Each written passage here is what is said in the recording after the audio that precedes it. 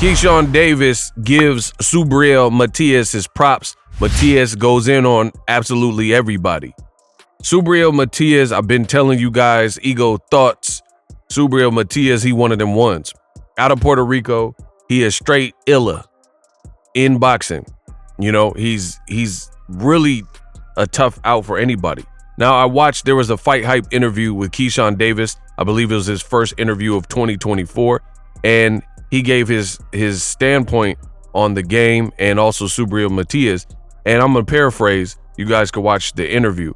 Basically, what Keyshawn Davis said and how I took it was, he says that Subriel Matias is a high-risk, low-reward type of fight.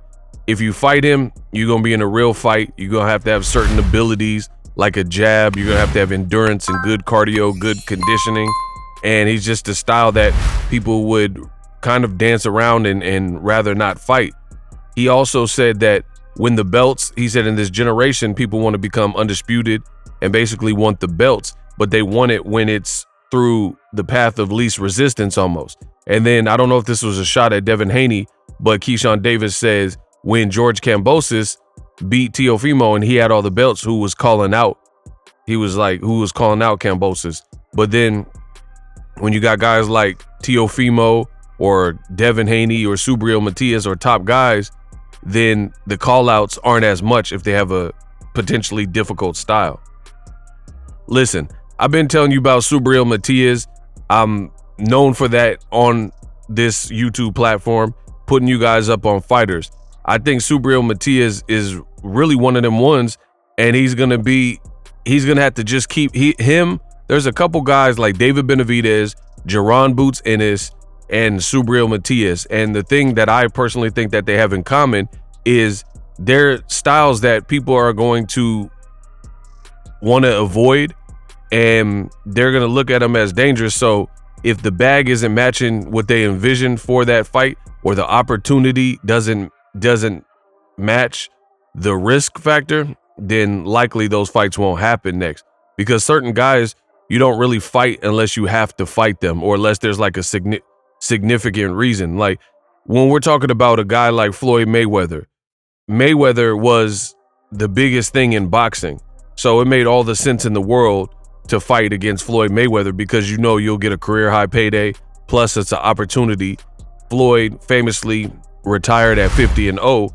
So if you were the first to beat him, then you would be doing something that no one else has done, from De La Hoya to Pacquiao. I believe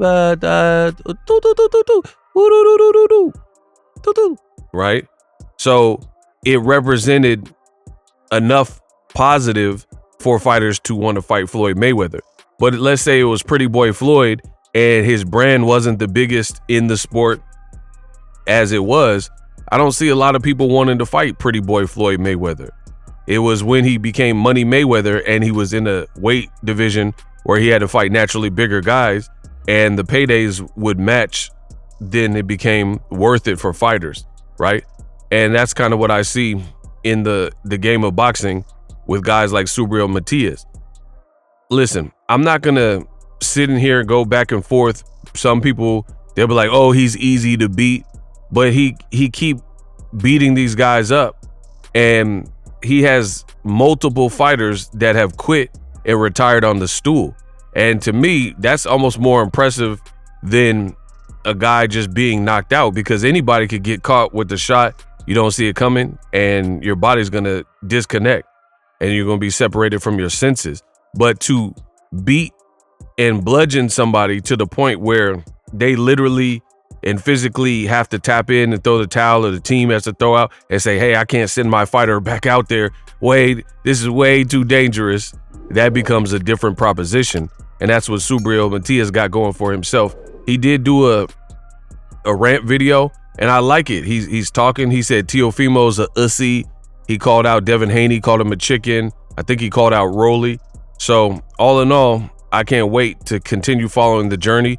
I really hope PBC continues to put him on cards and keep building him up, because when we're talking about Puerto Ricans, there's a long history of great Puerto Rican fighters that we've seen throughout boxing over the years. Guys like Felix Tito Trinidad and Miguel Cotto, and things like that.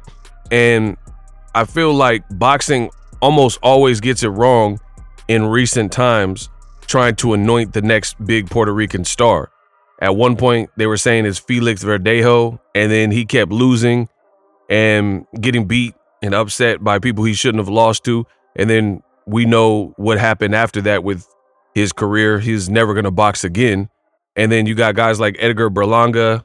He was supposed to be the knockout artist, all first-round knockouts. But the guy, in my opinion, that could be the one to carry the torch for Puerto Rico is clearly Subriel Matias. He just needs the right promotion behind it. Let me know what you guys think of Keyshawn's thoughts. Subscribe and check out some of the other videos on the channel for all your boxing news. This is your one-stop shop. The really best 140 is here. No Teófimo, Pussy, no Ryan, who is Ryan? No Haney, Chicken, no Rolling. He's a joker, and the world knows it.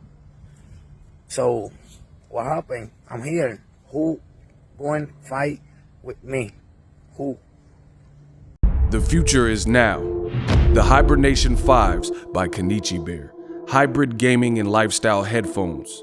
Out of the box, you can connect to any console or PC. Bluetooth ready with a low latency USB adapter, color RGB, and extreme bass mode. The Hibernation 5s adjust to you. Whether you need a gaming, travel, gym, or lifestyle headphones, the Hibernations got you covered. The new Hibernation 5s, link in the description. Customize the way you hear the world. Welcome to the nation.